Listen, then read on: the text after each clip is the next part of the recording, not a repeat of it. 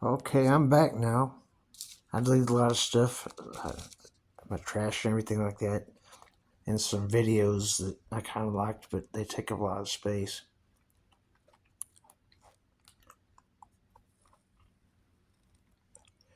I got me some cold Dr. Pepper and plenty of cigarettes. I just started smoking because it's a nice way to meet friends, and I help out my buddies on the street.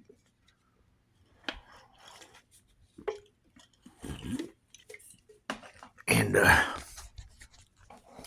so I started telling you about Waco. Uh, my psychic foreshadowing of what's happening today back in 1987.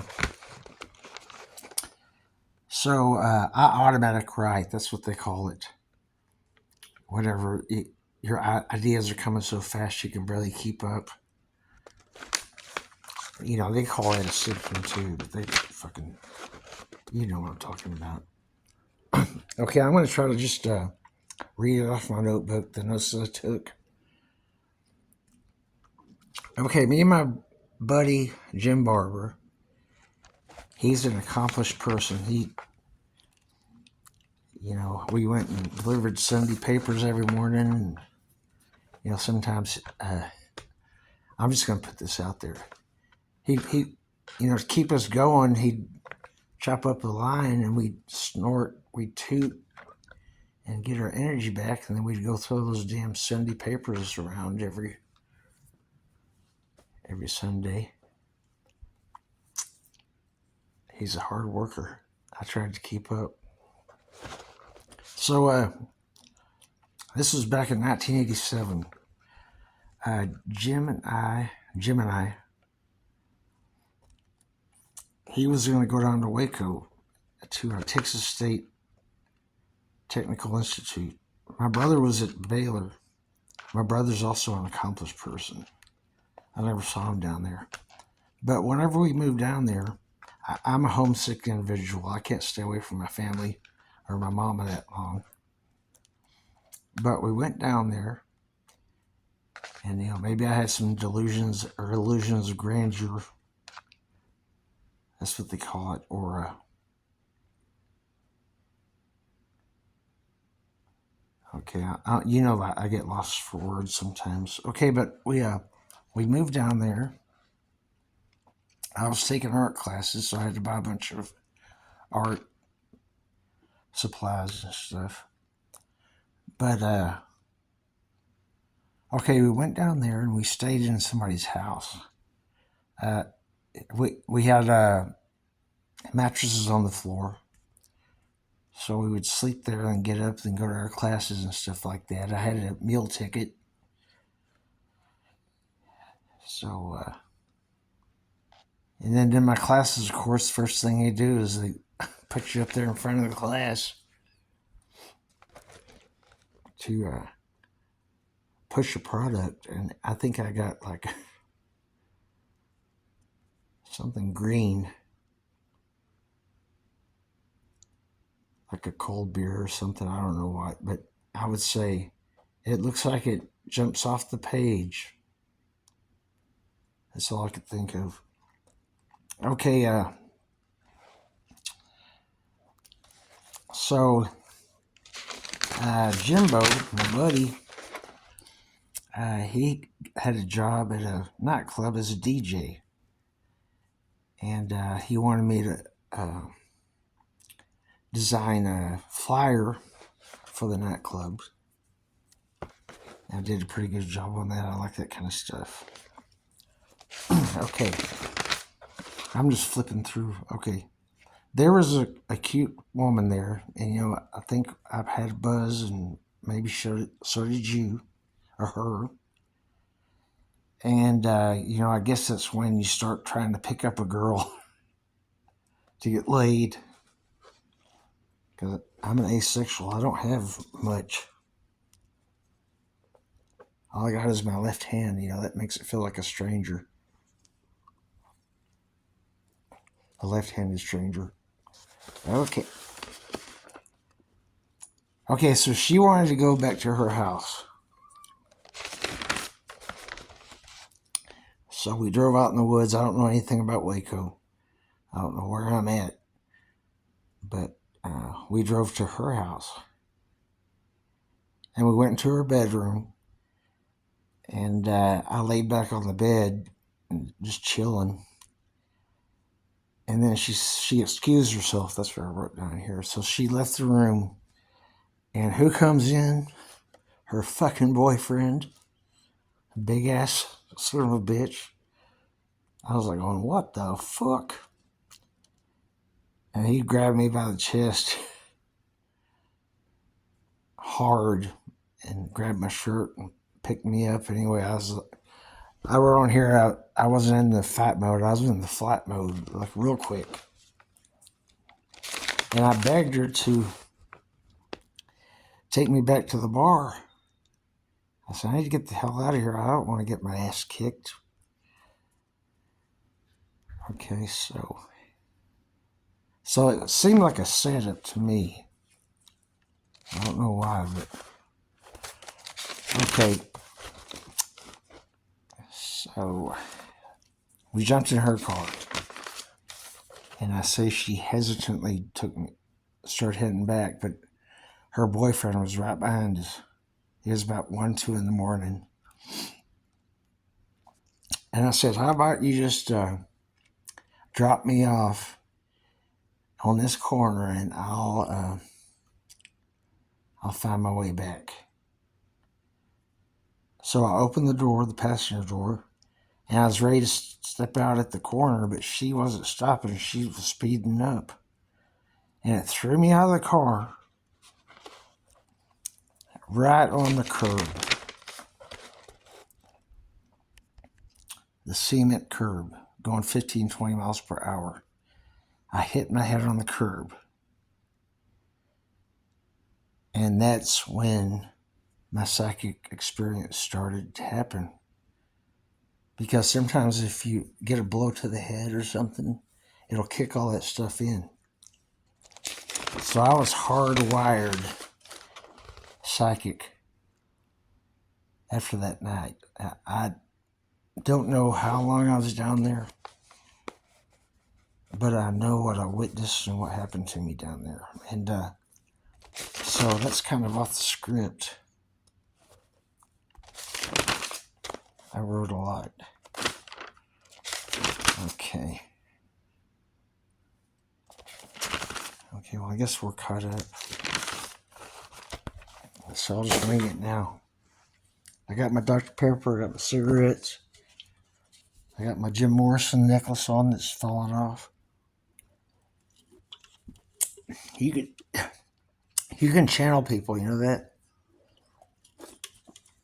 Even if they're still alive. Jim Morrison was a spirit guide. Because whenever you have a dream or experience, your spirit guide will never look you in the eye. And shoot, this is a good one. My peyote trip in San Antonio. I've had brushes with fame. I think I've told y'all that. And I thought I saw Selena. The whole city was packed, and you could barely see the stage, and a woman in red singing. And everybody's still alive. So I wanted to take my buddy Luis, my Hispanic friend from work, to see his family in San Antonio. And I had a brand new Toyota pickup that my daddy bought me that I didn't pay a damn thing for. Because when I get in the car, I'm like a teenage girl. I don't know what the fuck is going on. The rest of my family are mechanics. But I guess I just drive shit till it quits. So we went to the stockyards in Fort Worth. If you guys are ever here, go to the stockyards, go to the water garden. And we were drinking slits out of a can and eating huevos. I think that's like eggs with tomato sauce on it. And then we got out of there, and of course we had the beer on ice. I can't remember. It was a drive, I guess maybe 3 hours or so. But we were supplied with some cold slits, which tastes like shit, but it gets you a buzz. So we went to his family's house, and that's kind of weird. It's like being on another planet. Whenever you go into somebody's house and the TV's speaking Spanish and the people are speaking Spanish, and I don't know what the hell's going on, but all I knew is I wanted to take a peyote trip because Luis said that, he can easily do that. So we went to his house. Oh, and we were at the kitchen table, and I guess these were like some of his cousins or something. And they were mostly speaking Spanish, but we asked them about the peyote, and they said, "Oh, we don't have any peyote. We don't know where to get it tonight." And then, I'm pushing hallucinogens, man, because they are the answer. Give the shaman, the medicine men, back their medicine kit, give them back their land, buffaloes, wild horses, friendly tribes, trading.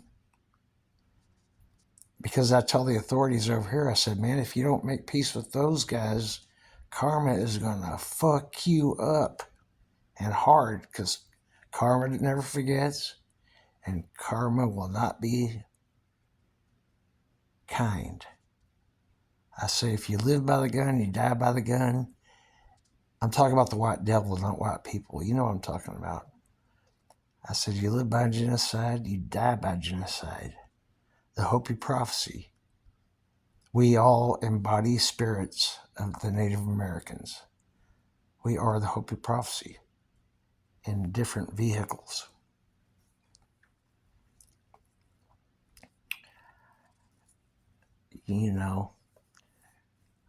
Because all those explorers or whatever, the fucking Knights Templar, they tried to get me.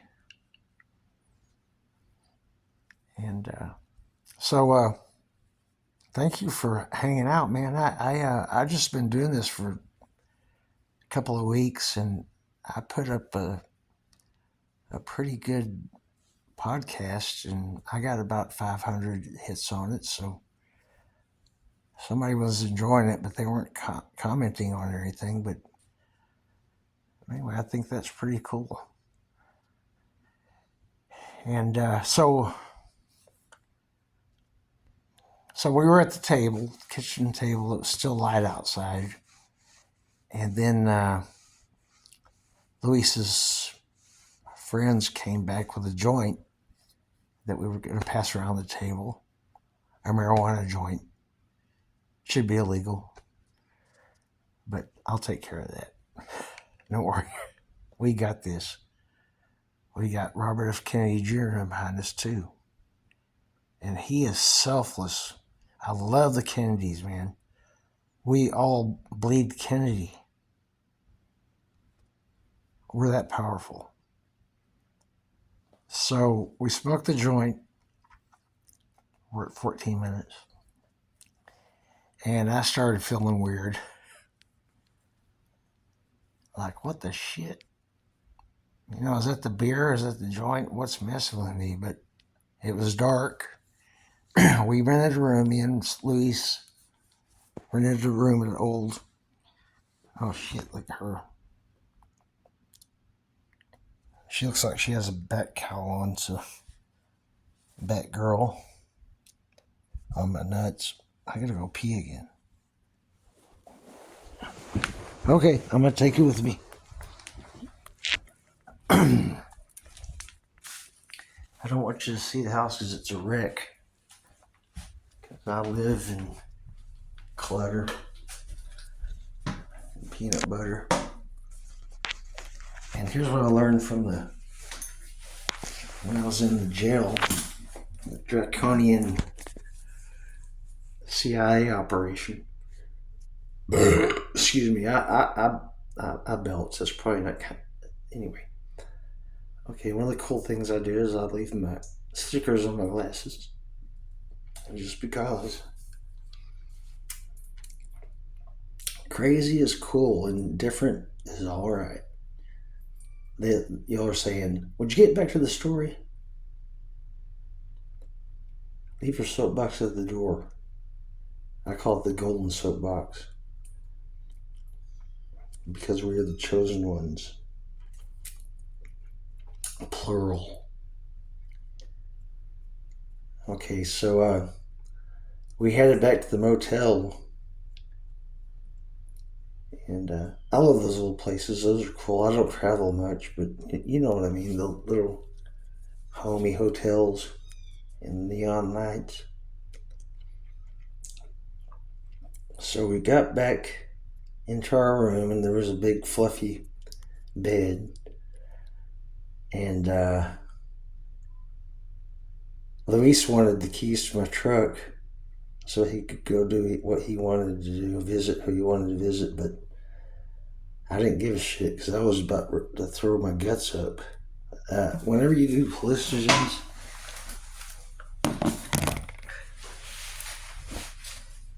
if you haven't yet, you're gonna. Okay.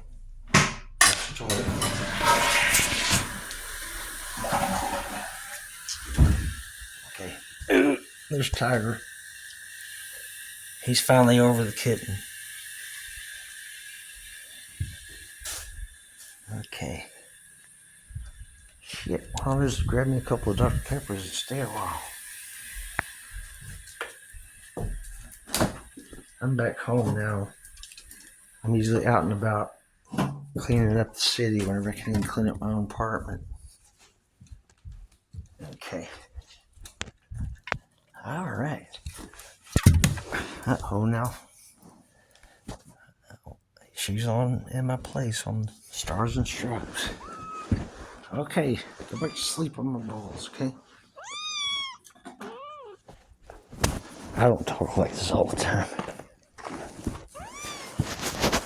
Okay.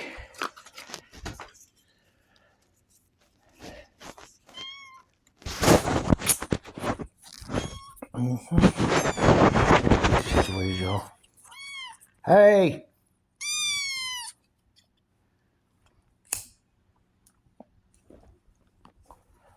All right. Okay, so I started tripping.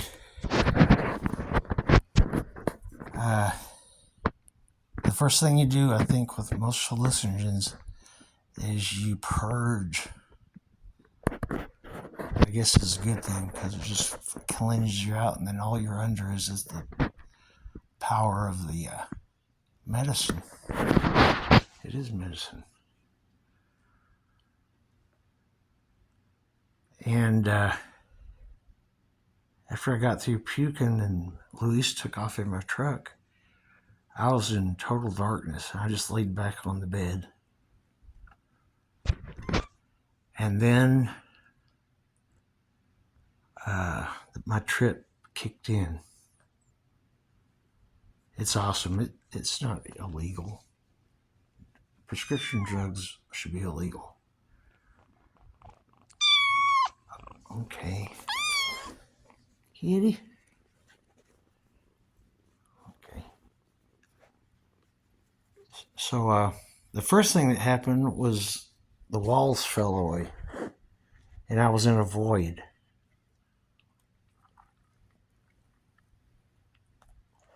Pitch dark.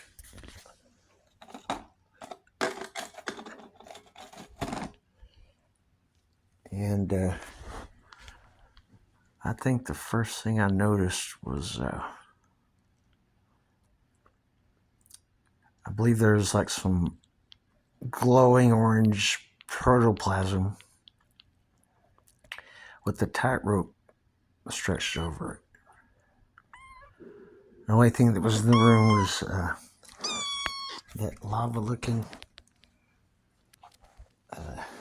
plasma and the tight wire across it. So I started walking on the tight wire. Somehow I must have felt Jim Morris's presence in the room.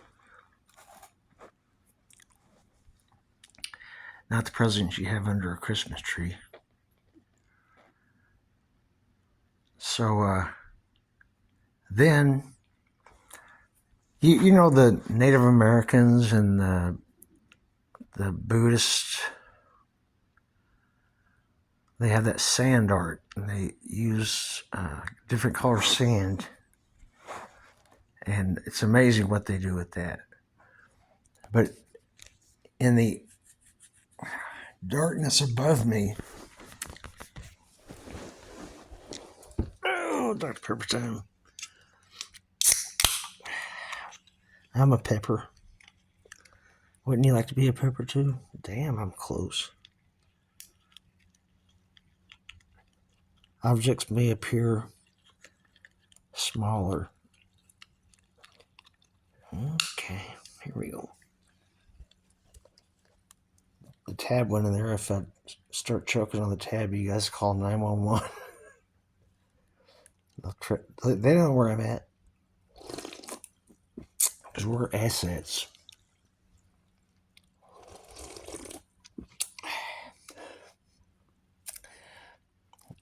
I got you guys. I said I got everybody by the balls. Because they don't know what to think of me. And they got 911 on speed dial. The uncomfortable police. So you've heard about the Phoenix, haven't you? You got to have some peace time. Okay? She'll stop if I get her up here. I haven't named her yet. Okay. I wander off.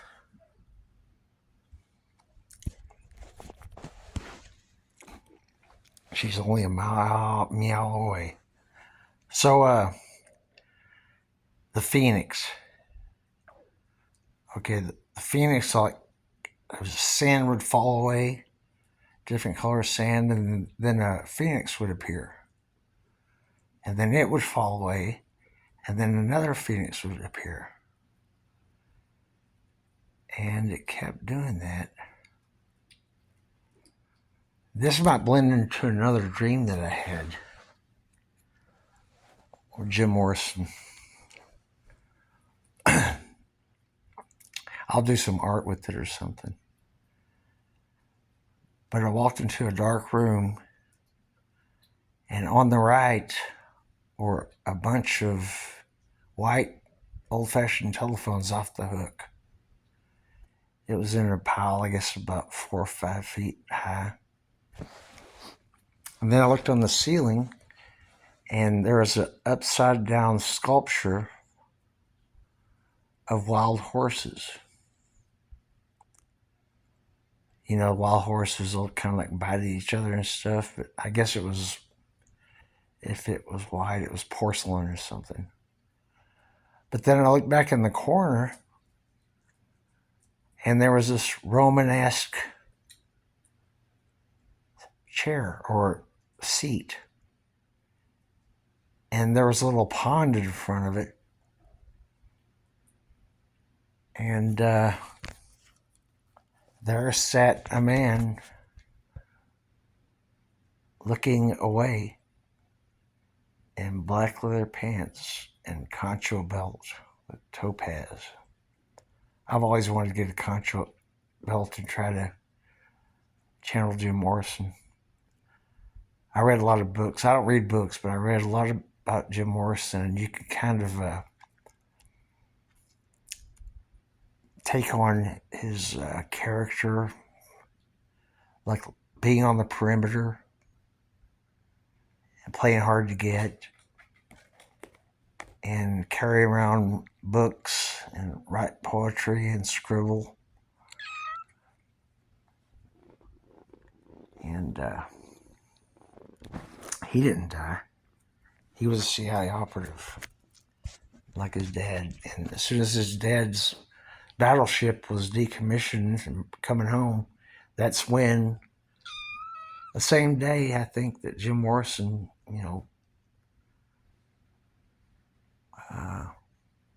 pretended to die. They closed his casket. All the CIA operatives, or everybody in the show, the movie, will disappear or fake their death, and they'll come back later with maybe a little bit of plastic surgery or something, like Jimmy Carter and John Kennedy and Rosalind Carter and Jackie Kennedy. If you listen to them, they can do wonders with the makeup and things like that. But she's just as sweet as Jacqueline. God bless her. She was an advocate for the mentally ill, which doesn't exist. We'll talk about that later. So I was walking towards the man that was sitting on the Roman chair. I guess we're still in Rome. The JFK Daily Plaza fake assassination. They had, that's where Zapruder just happened to be, over there by the Roman things, and then next to that was picket fence. Shit, I'm going on. Okay, so I walked up to the guy with long black hair, and he didn't have a shirt on. He probably had on the necklace. Whenever he kind of spreads his arms out, that has to be symbolic of Christ, which is not a person, the Christ consciousness. A lot of people call themselves Christians and try to get in between me and my God. That's another goddamn business. Oops. And we call it plastic Jesus.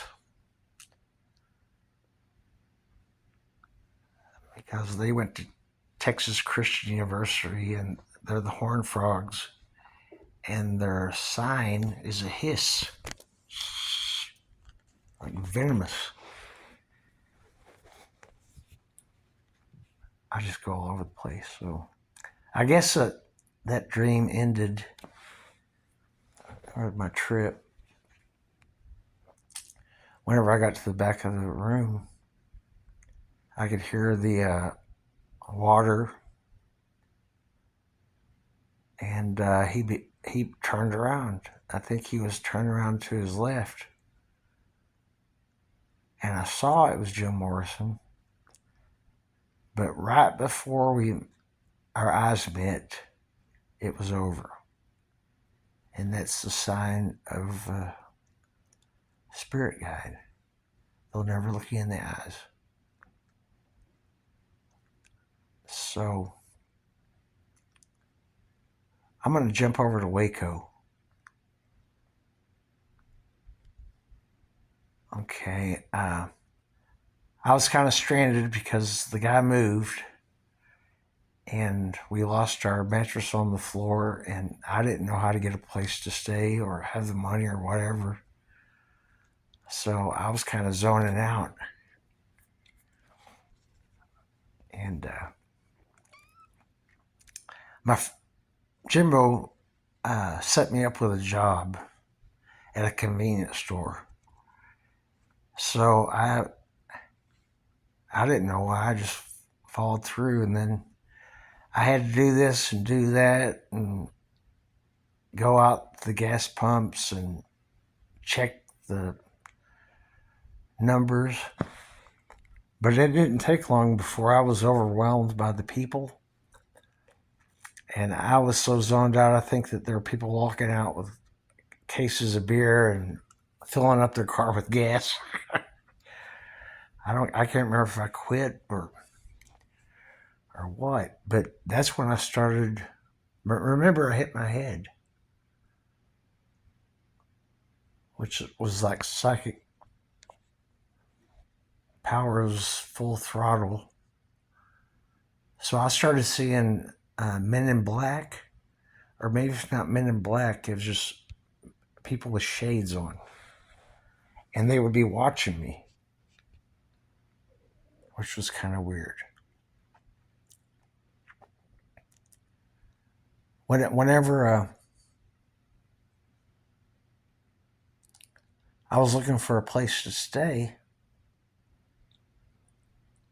there were these two guys that took me in. And they had bunk beds. I guess I slept on the floor or something. But it was weird because I thought that they spiked the Kool-Aid in the fridge because I think I started tripping. And I didn't watch the movie Truman with Jim Carrey, but sometimes art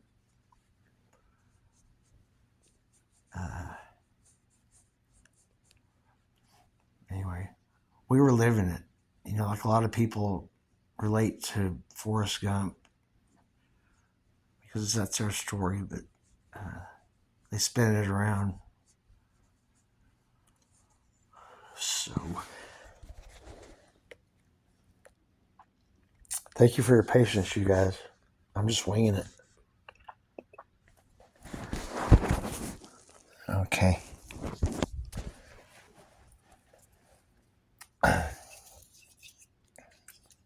Pull up a chair.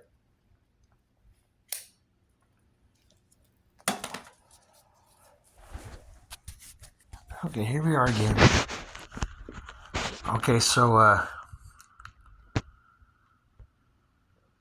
people were asking me, hey, you ought to come to our church. Hey, you ought to come to our church. And me and Jim went to see a band play in a garage band. I don't know if that was Koresh. It could have been. Hey, come to our church. This was in 87. I think the Branch Davidian thing happened in 93 or so, whenever Reno and Clinton were behind all that shit. So I started seeing visions. Whenever I was staying at the other guy's house, it was weird because I think like people were driving by and shining lights in the window, like some kind of security guard or something. But I looked at the wall and I could see through the wall, and it was like a Hollywood set. There was like a boom thing and a crew moving around. And that sounds like Truman. It could have been part of my psychic ability and stuff like that. But then I really zoned out, I think. And my mom and her older sister, which is a hypochondriac nurse, came down to Waco to pick me up. And I think I pissed on myself or something. But I was looking up at a photo in the office, and it was a Hispanic woman, and her eyes were following me. I think when you're in tune, it's like you can flip through a magazine and the everything comes to life. So my mom came down there. She had a new boyfriend. He didn't talk much. He seemed like he could have been a handler or something. So when they were on my way down to Waco, I started having visions.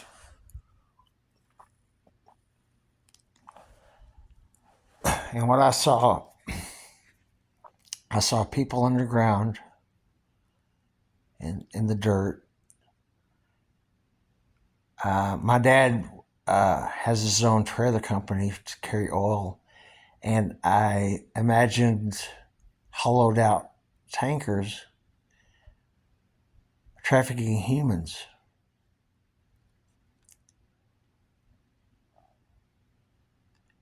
And I saw the people underground.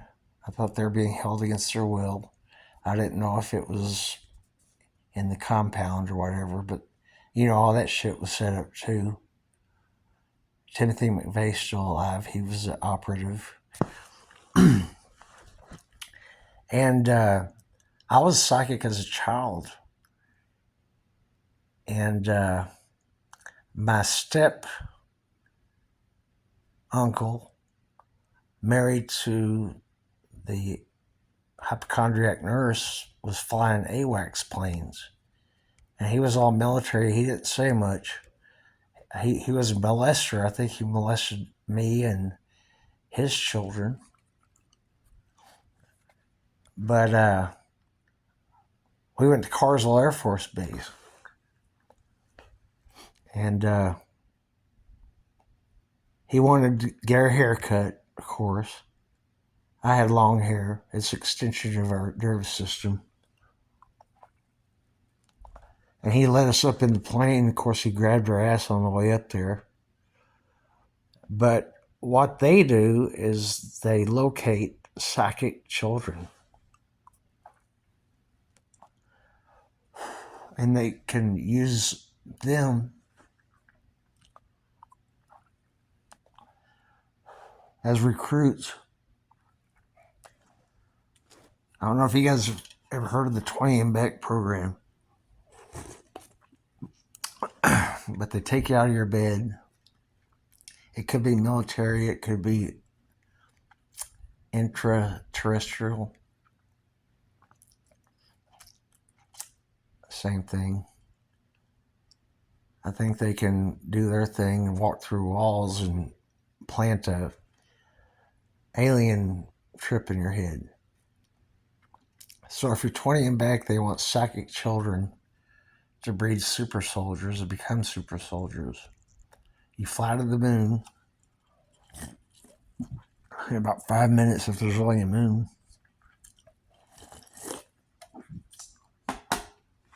And, Anthony something, look up Linda Paris, Snarky McAllister. She's great. She has good guests. 20 and back soldiers. So you do your 20 years doing I don't know what, because I think Hitler was flying submarines through space outside the solar thing, and I think we were too.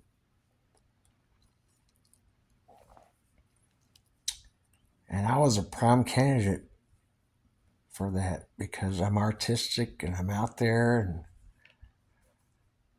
nobody will believe anything I say or nobody will listen to my story. So I say I've been in a straitjacket about 5, 6, 7 times in my life for not doing anything but defending myself because they take the gaslightees away. They don't take the gaslighters away. And they get you young. They tell you you're bipolar. They say your brain's broke. You're going to have to take medication for the rest of your life. And then they have a pile that goes to the ceiling. These new fucking doctors. The God complexes. Trying to turn our abilities into symptoms. Look up Operation Paperclip. We, after the war, Rothschild, Hitler, and Rothschild's Nazi CIA, seeing IA, would recruit teenagers in their prime. They take you out of your bed. You go and do 20 years service. They wipe your memory. They age regress you back to the same age you were when they took you out of your bed and put you back in it. And you don't know what just happened to the last 20 years, but you didn't, what is time? You just wake up in the morning like every other morning and go about your things. But I did have dreams or experiences with being not abducted, but taking a joyride with my alien friends. One of the first things I saw when I was a kid is I had a dream that I was hovering over a shrimp boat in the ocean, and the waves were kind of choppy, and I didn't think anything of it. But like a lot of things, my visions or something like that don't make sense until much later, like decades later. So I heard that what the aliens will do, maybe you've seen some sightings on the water, is they buzz shrimp boats. So that was kind of a connection. Uh, Close Encounters of the Third Kind was a documentary. So I don't call them dreams. I just call it like an alternate reality dimension. So I was walking on a mothership around the curvature of the hallway, and then we went into a bar, to an elevator. And in Star Wars they have the bar there.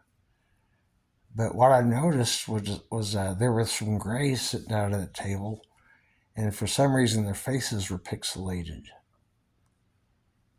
But we got on the elevator, and that's all I remember of that story.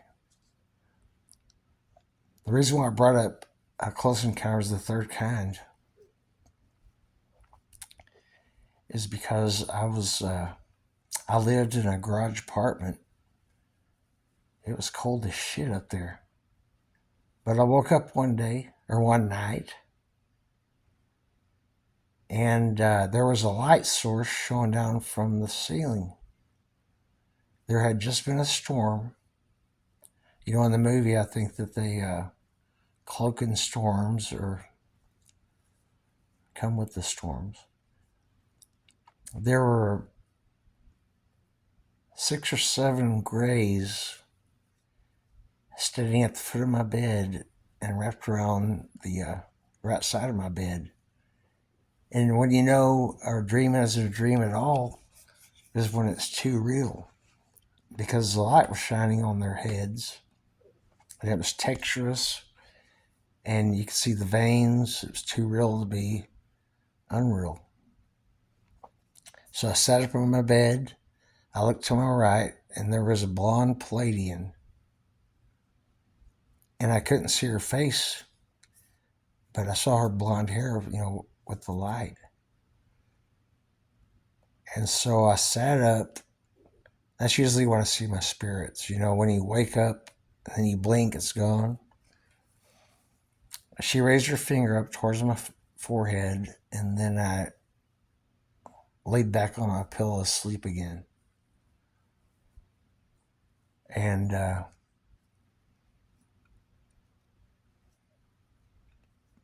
woke up.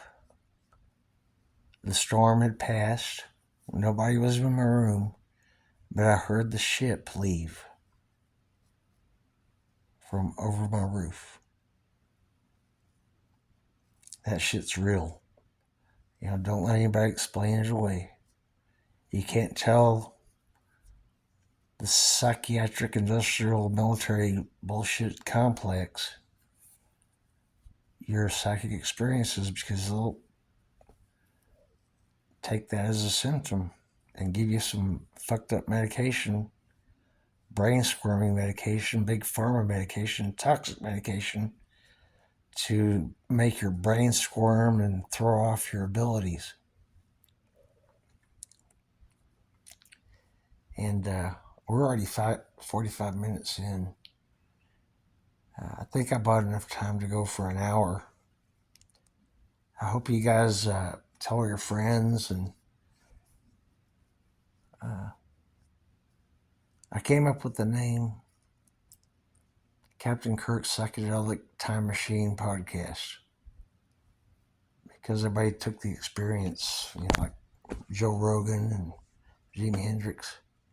Don't you love Joe Rogan? He's at the top of the charts. I wouldn't fuck with him. See how fucking muscular he is? But he was on Fear Factor when he had made those people eat bugs and shit. And I'm afraid of heights. They say he's afraid of heights. I said, no, I'm afraid of hitting the ground from high places.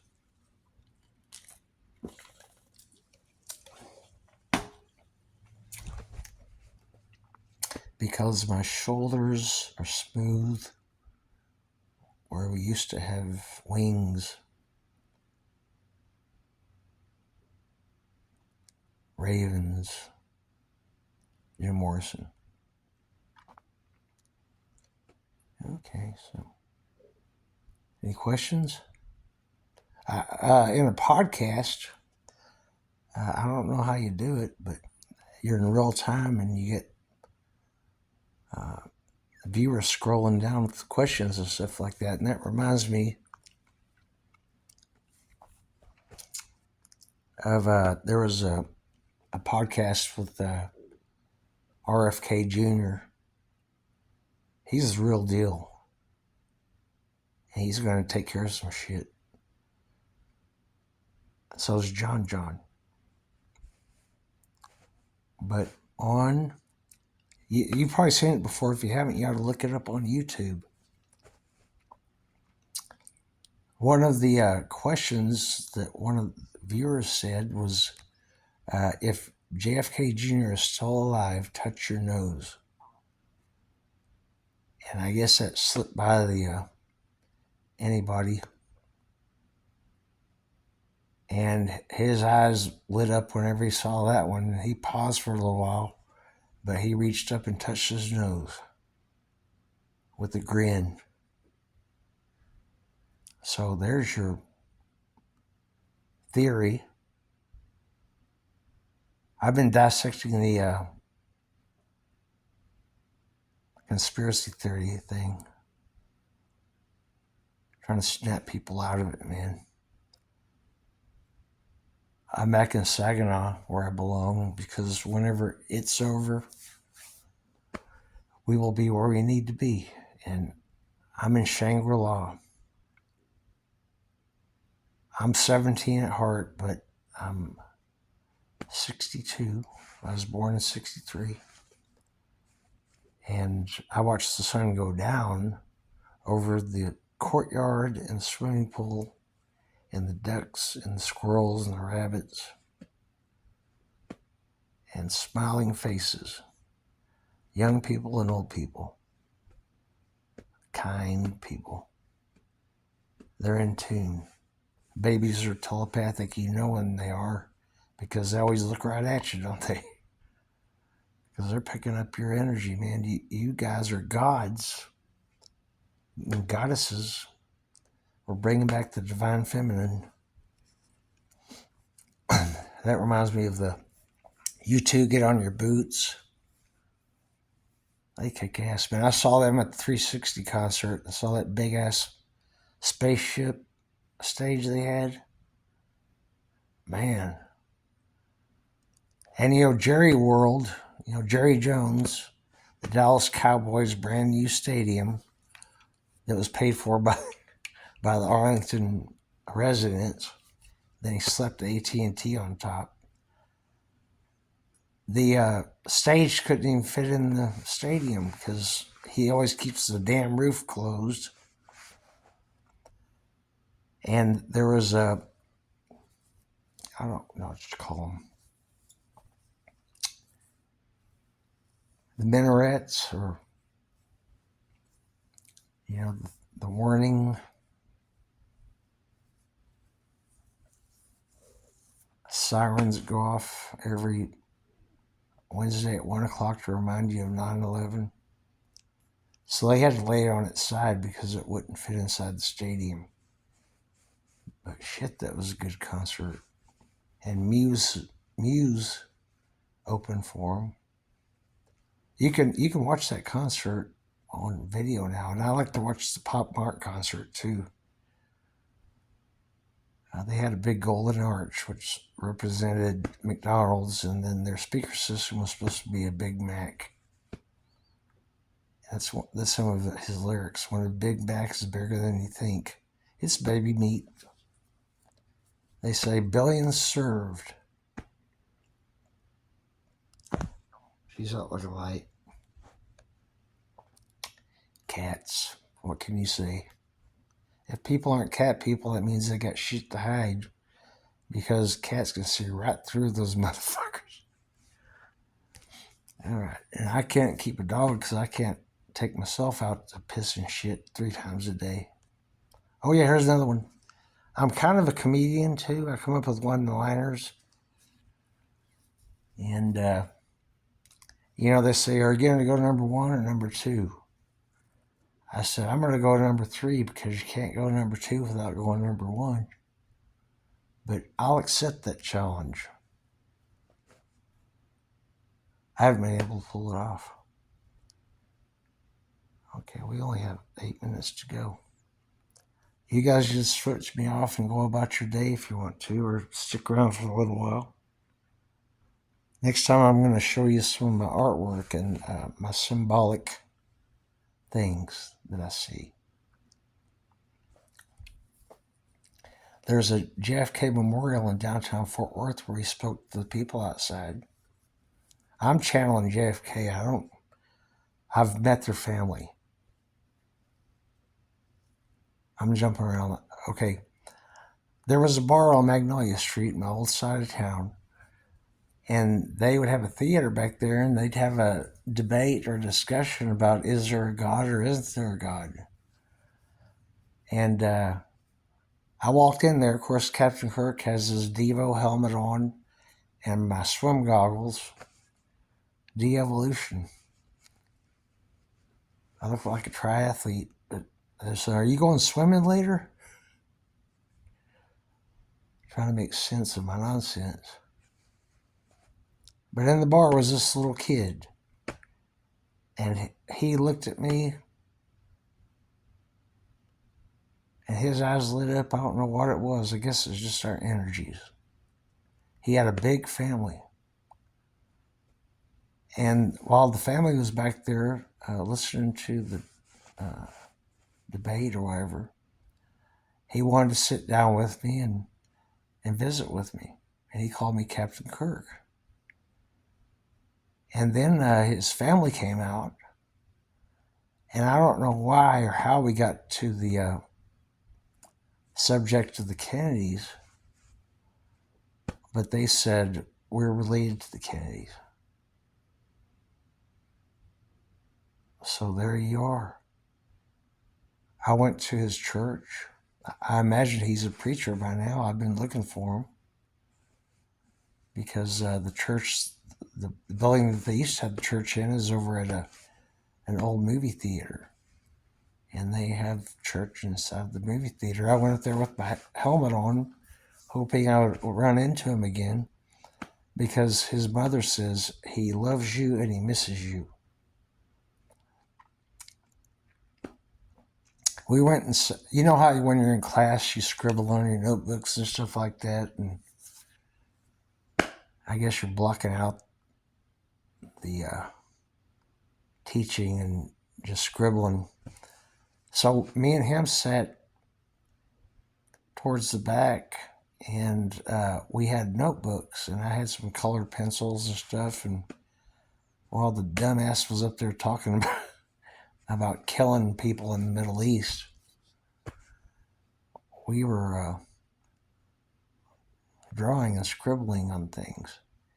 And I probably have it somewhere, but I drew a big I and entrance, in trance.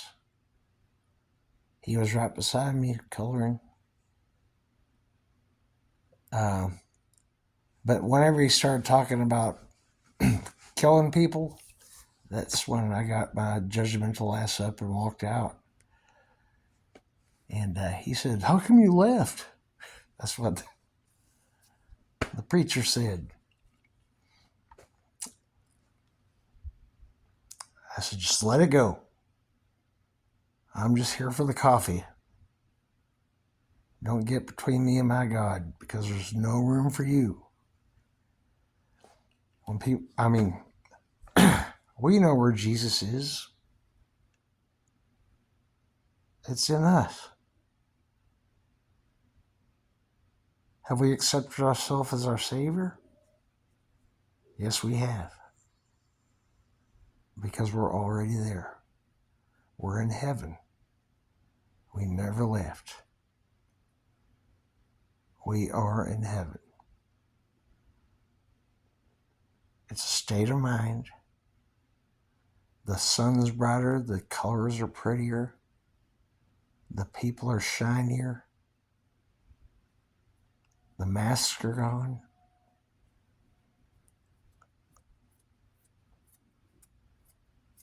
Wasn't that? I think that just had to be part of the movie. But we got 3 minutes. If you guys listen to or watch my podcast, that would be very nice, and I'll be kind if you ask me any questions or my thoughts or whatever, and I would be glad to get back to you. I'll probably write you a novel, though, because I always do. I did an essay on fluoride. I found a book about fluoride. And I flipped through the book. It said something about the military crap, that they have to ditch somewhere because they don't have any place to go. They'll dump it in our water. And I wrote an essay about it. We went into Paris Coffee Shop. It's a popular place in Fort Worth. It's been there for years. The owner passed away, and his best friend was John Diver, which is still alive. And I had a manila envelope with my essay in there about the side effects. There's a guy named Bud Kennedy. Everything's attached. But he's just like one of those bullshit reporters from the Star Telegram. I call it the Startlegram. I'm Kent Clark from the Startlegram. And why does corn come out the same way it did when you eat it? And that's how you get kicked off Facebook. So I walked up to the guy. He just does some of those bullshit, like, I went to this restaurant and the food was so good. And I tried to give it to him, and he said, "I'm not interested." This is 20 years ago. And I went off. I said, "He's a fucking tool." I told that to my mom. So Mr. Smith, the guy who ran the place, he'd come in every morning and make the pies. And there's a lot of, he hires some African Americans and Hispanic people. And there's a big guy named Larry. He looked like a bouncer. But they were all around his table because they thought when I came out of the bathroom I was going to start some shit. But I was onto something about the fluoride thing. And when we walked out, I just set the envelope on top of the trash can, hoping that somebody would pick it up, maybe him. I saw him again downtown whenever they were celebrating the black preachers. And they had a big stairs and steps. They all stood there and got their picture taken and everything. And who comes over the hill but Mr. Bud Kennedy? And I think he was wearing a trench coat or something. And I remember the coat was windy. And he was walking straight towards me. And there was a look in his eyes like, you want to go? Let's go. I said, Fort Worth, Texas. We made Fort Worth, Texas, y'all. It's not where the West begins, it's where the West never ends. I'll post that at the bottom of this. Okay, you're going to love it. I took an old picture of Jim Morrison. I put some goggles on him. I put a helmet on him. And in the goggles is a sign-off thing, with the different colors. It's called the Watchtower. And the issue was 12/21/2012, which is the Mayan calendar day. And it says all the news that other newspapers don't see fit to print for 6 cents. 6 cents. We're already over. It's 101. 101. I'm the 101st monkey. Look up the 100 monkey story. I'm the 101st monkey. I'm the one who told the 100th monkey to say, go over there and wash the roots off with the water. But they don't give me credit for that.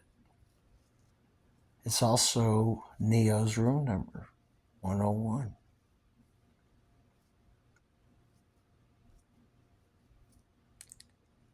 But it's 102 now. What you gonna do?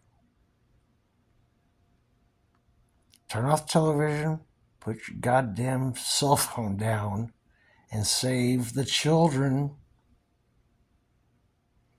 800,000 kids. They advertise them on missing children on your milk carton. And if you go to Walmart, the missing kids are for sale. They're eating this. And people can't fathom that. But they're going to lose their shit whenever the truth comes out. They're going to need some help from the psychiatric places they sent us to. And some of them aren't going to make it, man. They're going to lose their shit and they're never coming back. And I don't want to prepare for any of my relatives. My mama and daddy, they're 75. They have been when they were 17. And I told them about the med beds. I said, I just pray that they're available for us before our parents pass away. I just said, hold on. Just hold on. Because help is on the way. And it's going to be glorious. 2018 was when they took care of business and they took all those fuckers down there and executed them. We'll get to see all that. I don't know if I want to see Hillary dropping and breaking her neck and stretching out. But anyway, that'll shut her ass up. They were going to put stickers in our phone box, our mailboxes, a yellow sticker or a blue sticker. A yellow sticker means you're a follower and you won't get in the way. A blue sticker means we may be, what do you call it when you have a gun? Yeah, say those are nonconformists. You better get rid of them real quick because the rest of them are going on the train to the FEMA camp. They've got the Tarrant Regional Water District. Those are the ones that I fucking had to deal with whenever I saved the woman on the river. And that girl drowned that came to me in a vision.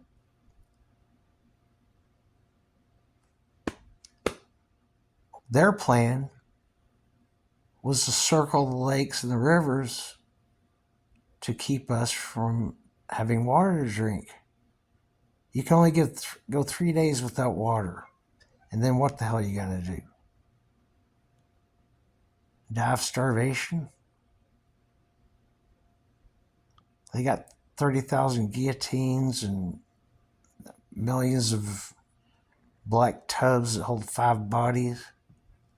They probably got the reptilians or the cannibals in the basement. They'll rip your kids away from you and they'll fucking slice them up and take all their organs out while they're still crying, and then eat your child because you were too lazy to fucking do the research, man. I'm going off on a tangent, but y'all need to fucking wake up. Every 40 seconds, a child disappears. It's on a speed train to Hollywood or to Washington, D.C., and they're going to eat that son of a bitch before they torture it, hang it upside down and slit their throat and cut their face off. What are you going to do? Turn the television off. Or we're going to go in there and break that son of a bitch and drag your ass down to the school so you can rescue your children from the teachers and from the nurseries, because they sell your kids for sex and then have them back in time for you to pick them up. Is that the kind of America you want? Because it's slipping out of our hands. If they eat all the children, enslave them, we don't have a future. It's on the line. Choose heaven or hell, man. It's your choice. One man's heaven might be another man's hell. We need to get the Gestapo police, take their swastikas away and their fucking killer German shepherds. And then I'm holier than thou motherfucking attitude. Can't show their eyes because we read eyes. They wear glasses and hide behind them.